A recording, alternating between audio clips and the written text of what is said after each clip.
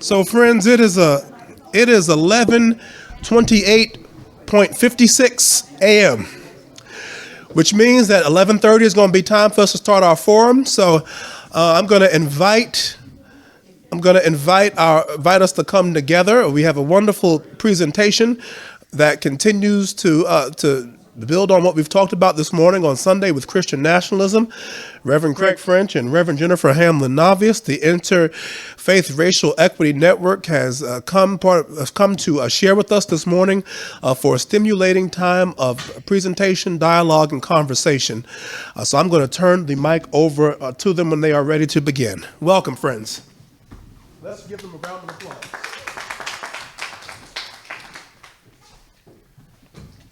I'm going to stand here just long enough to introduce to you the Interfaith Racial Equity Network that came together close to 2 years ago to have folks representing different faith groups and congregations all across the area sit with each other about once a month and talk about what each of those parishes and organizations is up to, what we can learn from each other, how we can strategize together, how we can support each other in that work.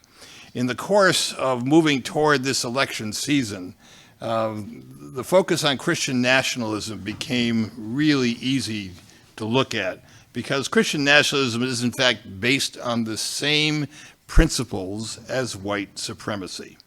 There are an awful lot to go hand in hand.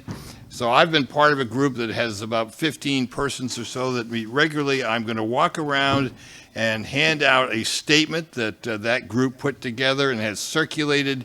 Last time I saw it was approaching about 100 persons in this area who have signed on to that as people of faith and conscience. Beyond that, Jennifer, when she found out this was happening, said, you know, I gave a presentation not too long ago on this very topic. Don't ever raise your hand. I am finished.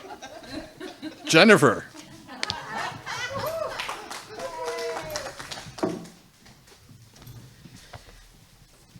So I'd like to preface this by saying, although I wasn't here last week, I did watch Mark's sermon and his presentation, and following Mark is a tough job. He is one smart guy. I am not a historian. I'm not a student of politics particularly, but what I did do was a deep dive in some research on Christian nationalism and did this presentation to a political organizing group that I'm part of. And I've tried to moderate it or change it for this place. So it's called Christian nationalism, and it is an antithesis of true Christianity. There is little that is spiritual, merciful, honest, generous, or compassionate about it. Can we go to the next slide, please?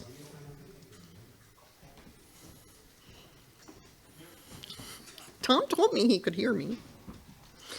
I think you're getting set up. Yep. Christian nationalism is where the promise of equal treatment before the law dies and civil rights become privileges. Civil rights become privileges to be granted or denied. These people are not Christians. They are Christians in name only. Christian nationalists is a political religion, not a spiritual religion. Next slide. White nationalists, also known as white supremacists, believe that white people are superior. And it's easy to confuse Christian nationalism and white nationalism, but they are different. White nationalists are classified as a hate group by the Southern Poverty Law Center. There are many, many active cells in every state that believe this myth and are willing to flaunt their ignorance and prejudice in public. Christian nationalism incorporates many of the values of white supremacists. Both these groups intend to impose their minority views on the majority by force. Both believe in the inherent dominance of the white race and the inherent non-value of anyone who is not white and straight. Next slide, please. But the goals of Christian nationalism are quite different from white supremacists. They are out for political power by any means, and they are now closely allied with the Republican Party in a way that the white nationalists are not. Christian nationalists want nothing less than to make the United States a Christian theocracy. Next slide. In the last 50 to 60 years, we have seen steady advancements in women's rights, racial justice, and LGBTQ plus equality. But a backlash has been brewing by people whose self-image is based on social and financial superiority and privilege. Resistance to these advancements of civil rights is what Christian nationalism is, an umbrella term for a loosely connected network of groups. Next slide. The support of evangelical Christians has been important to the GOP ever since Reagan was elected in 1980. This was when evangelical Christians and conservative members of the Republican Party forged a quid pro quo. This is when the Heritage Foundation, a conservative think tank, started to issue their mandate for leadership documents that have directed much of the conservative policies that we have seen in this country. Evangelicals were encouraged to vote for GOP candidates. Republicans agreed to work against same-sex marriage, banning LGBTQ service in the military, and most importantly, banning reproductive rights for women. Christian nationalists are using this strategy again, and this time they intend to revoke the American dream and create a real-life Handmaid's Tale. And I have to tell you, when I wrote this a few months ago, I was like, I'm really sounding like a conspiracy theorist here. And then Project 2025 came out, and I went, no, I'm not. Next slide. So here are some takeaways for you. Understand that the religious extremists are using the Republican Party as a Trojan horse. It's important that Republicans lose the 2024 elections so that we can keep from becoming a totalitarian state. Christian nationalists in the House of Representatives have stopped government's proper functioning. They are way more interested in getting and keeping power than they are in having an American government that serves all American people. Ultra-conservative Christians have been an active part of the political scene since the Reagan era, but there is a group now in the forefront, and it's important to know who they are. Next slide. The New Apostolic Reformation, also referred to as the NAR, is an important player among conservative Christians. One of its leaders is Chuck Pierce, and it is gradually coming to the forefront. This was written a few months ago. It's much more in the forefront now, and being more broadly reported as a lead organization responsible for putting the pressure on the system. Here are some key NAR beliefs. Dominionism, or the Seven Mountain Mandate. Dominion theology, also known as dominionism, is based on the idea that the world has been under the influence of Satan since the fall of man, and that it is Christians alone who have the authority as well as the duty to reclaim it for God. The mandate proposes that there are 7 mountains that Christians must control to establish a global Christian theocracy and prepare the world for Jesus' return. Those 7 mountains are government, education, media, arts and entertainment, religion, family, and business. So theocracy is a term, though similar in intent and purpose, not to be confused with theocratic government, but rather the goal to have a kingdom-minded people in all of society. They don't just want a Christian-centered government. They want Christian-centered businesses. They want Christian-centered arts. All those 7 mountains. For them, there is the nuclear church. That is what most of us would think of as church, where we gather and have coffee and we go to worship and have community and we're kind and nice to each other. And then they also believe that there is the extended church.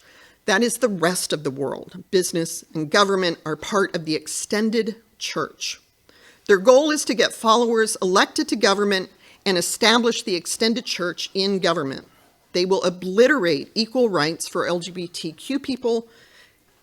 And obliterate abortion rights. They're doing that state by state. Their fingerprints are all over the multi-state effort to make trans youth suffer by interfering in the proper role of a physician and a parent in determining what's best for their child. They believe that the kingdom of God will be established here in the United States and that they will be able to have an apostolic government in Washington. They believe that they are in a spiritual war and they are called to stand against the enemy and set his captives free. To enable, this is from one of their websites, to enable us to stand in warfare, God provides his spiritual armor and weapons. The new Apostolic Reformation wants to have a Christian government where non-Christians are second class, where LGBTQ rights are done away with, and women's rights are also taken away. Mike Johnson, our Speaker of the House, is closely allied with the NAR. He has spoken at their events. He is respected by them. He and the ultra-right have shown that they would rather have power than to govern effectively. Next slide, please. Mike Johnson, at a December 2023 gathering of white right-wing Christian lawmakers, likened himself to being a new Moses, who God is preparing to part the seas and save his people. In the early 2000s, Johnson worked as an attorney and spokesperson for the evangelical Christian legal group Alliance Defense Fund, now known as the Alliance Defending Freedom. For decades, ADF, also designated as a hate group by the Southern Poverty Law Center, spearheaded legal efforts to criminalize same-sex sexual activity, block efforts to legalize same-sex marriage, allow for businesses to deny service to LGBTQ people, and ban transgender people from using restrooms that correspond with their gender identity. During his ADF tenure, Johnson sued the city of New Orleans in 2003 on behalf of the group over a local law that gave health care benefits to the partners of gay city workers. That same year, he wrote a prominent amicus brief in the Supreme Court case Lawrence v. Texas, arguing in favor of allowing states to criminalize same-sex consensual sex. The brief argues that sex between men should be banned because it is more likely to spread sexually transmitted diseases than sex between men and women, and therefore poses a distinct public health problem. And the science behind that is just bad. Next slide. Try to imagine what it would be like to live in a society that was under the absolute control of a patriarchal religious organization. Privileges could be granted or denied depending on church membership, race, gender, wealth, sexual orientation, and any other characteristics deemed noteworthy by the church leadership. People who oppose the church or are deemed unworthy by the church will forfeit civil rights, lose freedom, property, access to government services, medical care, and law enforcement. There have been rumblings in the Republican Party to call for a constitutional convention. If a constitutional convention is called while these radically right-wing Christians are in office, there is no limit to the changes that they could impose. And if Mike Johnson is any indication of what kind of government NAR would run, we better pay attention, and we better do it soon. Next slide. So, I think I have the slides out of order. All right. What I'm going to talk about now is Project 2025, and there was a picture at the front of the book. So, there it is. Yay! So the Heritage Foundation is a conservative think tank that has written the mandate for leadership during each of the presidential elections since the Reagan election. Much of the Reagan's policies that he implemented were contained in that year's mandate for leadership. This election season, the Heritage Foundation has published Mandate for Leadership, The Conservative Promise, Project 2025, Presidential Transition Report. This is, as Tim Waltz described it, the playbook for ultra-conservative politicians. And like he said, you don't make a playbook unless you plan to use it. Project 2025 suggests eliminating the Federal Department of Education, and having states be responsible for setting the standards and policies for education. Why would you want to get rid of the Department of Education? To quote Project 2025 directly, "For most of our history, the federal government played a minor role in education. Then over a 14-month period beginning in 1964, Congress planted the seeds for what would become the U.S. Department of Education. In July of that year, excuse me, my iPad just went nutty. Don't want to touch it again. In July of that year, President Lyndon B. Johnson signed into law the Civil Rights Act of 1964 after Congress reached a consensus that the mistreatment of Black Americans was no longer tolerable and merited a federal response. In the case of the Elementary and Secondary Education Act of 1965 and the Higher Education Act of 1965, Congress sought to improve educational outcomes for disadvantaged children by providing additional compensatory funding for low-income children and lower-income college students." End quote. So by returning the power to make educational policies to the states, things like separate but equal could be reestablished. And you need to understand that returning that phrase, return the power to the states, is something that came into our American history post-Civil War. And it was a way for the southern states to maintain their economy in the way it had been before the Civil War. They wanted to return to slavery. So it sounds like we want more freedom. Return the freedom to the states. It's not. Project 2025 supporters would like to dismantle the Department of Health and Human Services. Goal number 3 of Project 2025, promoting stable and flourishing married families, families comprised of a married mother, father, and their children, are the foundation of a well-ordered nation and healthy society. Unfortunately, family policies and programs under President Biden's HHS are fraught with agenda items focusing on LGBTQ+ equity, subsidizing single motherhood, disincentivizing work, and penalizing marriage. These policies should be repealed and replaced by policies that support the formation of stable, married, nuclear, and what is not said, heterosexual families.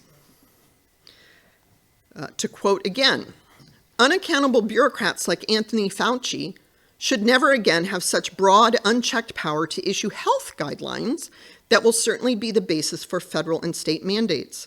Never again should public health bureaucrats be allowed to hide information, ignore information, or mislead the public concerning the efficacy or dangers associated with any recommended health interventions because they believe it may lead to hesitancy on the part of the public. The only way to restore public trust in HHS is an institution capable of acting responsibly during a health emergency." They basically want to divide the HHS into two kind of departments. One that sets the health policies and the other one that does the research, but they don't actually talk to each other. So it disempowers things. They also believe the Department of Interior should be dissolved. Why wouldn't we want national parks? Well, because you can frack and get other resources out of the national parks, if they're not national parks. Next slide, please. So what can you do? All right, can you go back one? Sorry, I did it out of order. I apologize about that. If you're not registered to vote, get registered. In November, I can't tell you who to vote for, but I can say if you're voting on somebody who's allied with Mike Johnson, you might not be voting the typical UCC values that we talk about. Vote your values. Pay attention to local elections. It's important.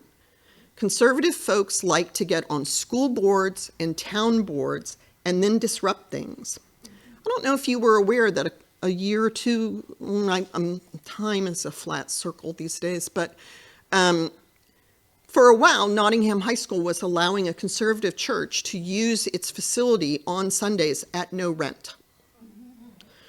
And so we need to be aware of those kinds of things. We need to help people, especially progressive people, to vote. If your children or grandchildren are registered, help them vote. If they're not registered, get them to register. And when you vote in November, turn the ballot over. The ERA, New York State constitutional amendment for the ERA is there. And if we want to protect women's rights for reproductive rights, getting that in our state is important. Jennifer? Yeah. I've been registered for 1,000 years, but can people still register in New York? I believe so. I believe it's not too late yet. Thank you. All right, and then now go to the final last slide, Tom. Okay. Words I never thought would come out of my mouth. Goldwater had it right. Mark my word, if and when these preachers get control of the Republican Party, and they're sure trying to do so, that was a long time ago, remember? It's going to be a terrible damn problem. Frankly, these people frighten me. Politics and governing demand compromise. But these Christians believe they are acting in the name of God, so they can't and won't compromise. I know. I've tried to deal with them. I'd like to add, I believe it was Mark Lawson in a conversation with me very long ago said, historically, when Christians are in charge of the government, they don't do such a good job. So, and I don't know if there are comments or questions. I'm not an expert, but I welcome conversation. Anybody?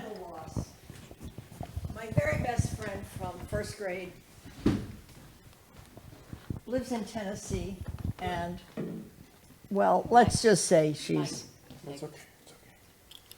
Go ahead and talk. oh, my very best friend from first grade is a very conservative Christian. But we've been friends forever. I just don't know what to say to her. I want to say something to her, but I just don't have the words. That's a really hard situation to be in. I know a lot of people who are in that situation. Two things I would say. If you can stomach it, talk to her, not to say something to her, but to listen to her and ask her to explain. Like you love and you care for her and you are confused and you really would like to not be confused. The other thing I would say, if you, I didn't come up with this theory and I can't remember who did, but if you think of the image of a target, where you have the red dot in the middle and concentric circles. And if you think of the red dot in the middle as your ultra progressive person, and you think of the last circle as your ultra conservative person, if you're on the red dot and you're talking to somebody who's out here, you are not going to be able to change their mind. But if you know somebody who is a little more conservative than you, talk to them, ask them to explain. Maybe you can move them a little bit toward your way, and then they might be able to reach out to the next concentric circle and pull those people in. We can't jump many levels of differences and expect to find unity, but work with what you have and where you can. Is it too late? We got rid of Adolf Hitler, so no, it's not too late. Is it going to be bad? Yeah, it's already bad. I have non-binary kids. It is, well, they're adults, but it's bad. It's just, and so there's going to be pain and there's going to be trauma, and we're not going to get out of this without controversy and conflict. But that is no reason to give up. I would say, and I have spent a lot of years working with non-Christians and leading a non-Christian church. The super conservative evangelicals have made Plymouth's work harder. Because when you identify yourself as Christian, they don't think about, the folks you're talking to don't think about the UCC. They think about Hillsborough Baptist Church showing up at vet funerals. They think about the people who picket Planned Parenthood. So I think, and I'm not in charge here, so I get to say whatever I want, I think Plymouth has to triple down on its hospitality and do the work, internal work. And as we approach this time of transition, it's a perfect time to do that. What are we doing that is less hospitable than we realize? How do we get the word out that we are a welcoming place, that you can show up with your religious trauma and we can be a community that can help you find healing? Churches just have to work triply hard these days to get that message out, because these wacko conservatives are getting all the media attention. Yep. So thank you for that. That was very inspiring just now what you just shared. I think throughout history we see religious nationalism has reared its head through every major religion throughout world history. What would you say? What do you think? I hear what you're saying about tripling down, but really, how do you see us coming out of this situation that we're in right now with white Christian nationalism? Because eventually it will. What history has also shown us is that these things do cease. So how do you see us as a nation coming out of this? I think it was Heather Cox Richardson who, in one of her letters to America, said something like, white nationalism grows very slowly over a long period of time, and then it grows very fast. And so that slow period of growth, you don't see it, and then it starts to rear its head. And she said, the same is true of democracy. And so if we are to find a way to make America not a Christian nationalist country, I think what will happen is that the principles of open democracy will really come to the forefront. And I actually think this is where women's reproductive rights will play a big role, because even Melania Trump recognizes that women should have autonomy over their own body. And so I don't know exactly how it will play out, because I'm just not Heather Cox Richardson and that knowledgeable. But I think it's going back and holding on to like the principles of open democracy. Dave. Thank you. That was great. Mike. I was thinking of two different things. I read this past week a short book, which was wonderful, called The Nuns, N-O-N-E-S. And thinking that's a whole other subject, of course, and it affects maybe all of us and our families, how people have moved back and forth with religious identification. But I think of Christian nationalism as kind of a reaction in part to that, we'll call it secularization, but that's a little broad as a term. But the whole disidentification and the, I don't know if you believe in a Hegelian kind of sense, but it's like, okay, we got to go stronger and stronger on this to combat all of these NONES, the nuns that are moving away from this. So I don't know, that's just one thought. And the other one is, I think of how we're using the terms as I think you did, and I'd love to say a little more about this, how Christian nationalism and white Christian nationalism are sometimes used synonymously, and should they be? Is that the same phenomenon? Dave, do you know of any black Christian nationalists? No. Okay, then I think Christian nationalism is white. Well, Christian then we should be nationalism. using that more then. That it's white Christian nationalism, maybe, and that's my point. Is I'm not sure. It's a question. It's a genuine question. I think you can call it either. Yeah, but it's racist as well as as well as a distortion of Christianity and a patriotic sense of national, whatever, that whole argument. Yeah. But I'm just saying the white element is one that I think is sometimes downplayed too much in terms of saying, we have to be aware of Christian nationalism. It's really racism. That's what I'm guessing, at least in part. Sexism and patriarchy. Yeah. I'd like to not be left out of that. thought. Or my daughter's left out of that. But other than that, I think there was a question. Yes. Oh, one thing that has confused me for a long time, and you clarified it about theocracy, that this is about establishing a theocracy. And anybody who studied history knows something about how dangerous that is.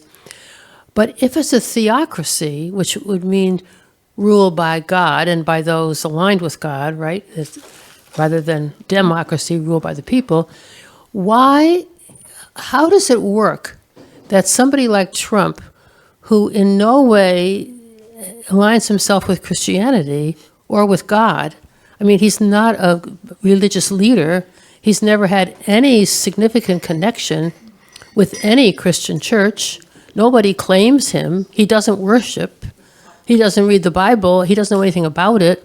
How can the people who want to establish a Christian, right, white theocracy, how can they choose him to be their leader? So first I'm going to say, and I can make a list of the resources I used to research this paper or this presentation, and some other things. I can put it in some kind of document that can be emailed out to folks. I'm reading a book called The Kingdom, the Power, and the Glory, American Evangelicals in the Age of Extremism, and that question is dealt with very explicitly there. There are a couple of ways that the right accepts Trump. First of all, you have to remember this is a political religion now, not a spiritual religion, so the idea that your leaders need to be more holy than you are, gone. God uses broken vessels to move God's plan forward. Trump can win, therefore we're behind Trump. There are evangelicals, and I don't mean all evangelicals, there are some very conservative evangelicals who believe that Trump was baptized while he was in the White House. The other thing I think you need to remember is Christianity is a faith, as Mark pointed out last week, that came out of, it's an underdog religion. We're never very good when we're in charge because we're an underdog religion. Why is the far right always complaining that they are being attacked? Because that allows them to be both the dominant powerhouse and the underdog at the same time. I don't think that's good logic, but this is about power. This is not about faith. So he's a means they can use. He's a means to an end. Because of his populism that ignorant people cling to. Yes.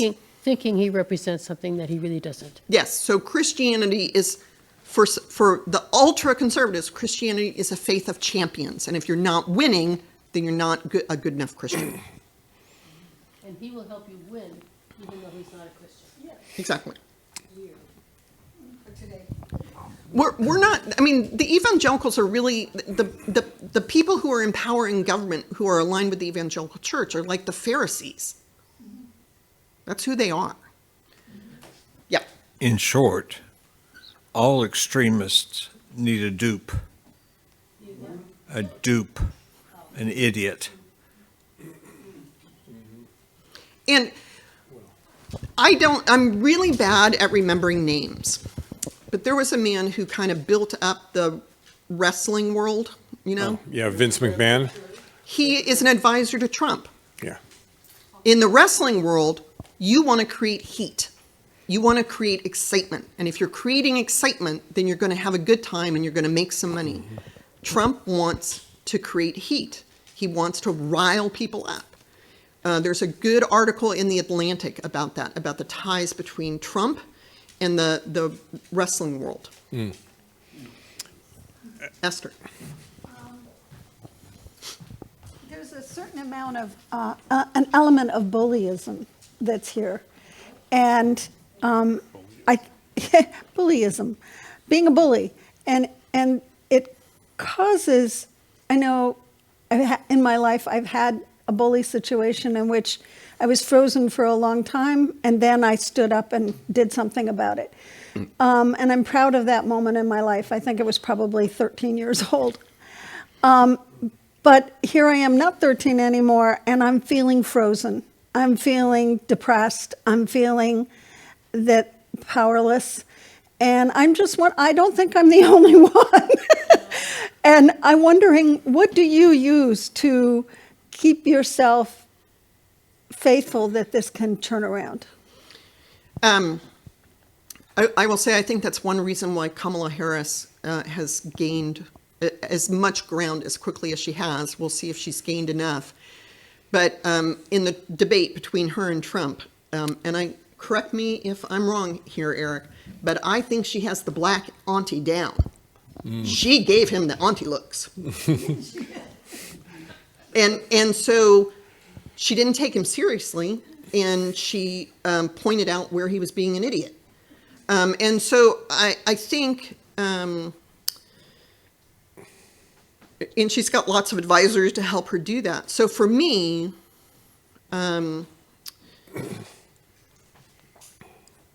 where I get unfrozen, hanging out with people who are 2 generations below me, or, the 20-year-olds, even if they're not political, talk to them, see what they do, how they make their life.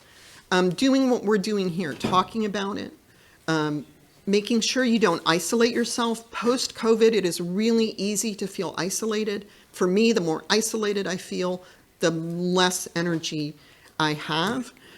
Find something creative, because creativity restores your soul. And if we're going to be in this long marathon run, we have to be feeding our souls. And it's okay to step back sometimes and go, I need a weekend off. That's okay. Gary wants to make sure that we plug God and Country being Yes. shown at University United Methodist or University Church tomorrow night. It's okay, 6:30 for free if you haven't seen it, and you can also stream it if you can't make it tomorrow night. Yes, it's tomorrow night at the University Church. If you can't make it, I think it's being streamed on Amazon Prime and one other platform that I can't remember. Your slide said Peacock. Peacock. I did research that, so that is true. But important, I haven't watched it yet, but I will. And somebody I was talking to said that very well done, and worth the watch. So it's folks, it's 12 o'clock. We're 12:06 now. We're starting to hear the mumbling and the little buzzing, and folks are starting to move around a little bit. We've been in worship since 9:55 this morning, so I would like to invite us to bring this to a close. This has been such an enriching conversation today. Jennifer, thank you so much. Let's give Jennifer and Craig a hand. And I just want to put one little plug in, that how do we find inspiration? How do we find the strength to be unfrozen? And conversation is one way. I think talking with others who share our faith, share our struggles, and share our values. And I find strength for me personally through those scripture texts that we read this morning, the stories of faith, even outside of the Bible, those stories that remind us generations before who have been through this struggle before and how they have overcame it. So those stories for me is how I find strength and inspiration, and it lets me know, you know what, we have been through this before, so there's hope that we can get through this with all of its messiness and hopefulness again. So I just leave you all with that.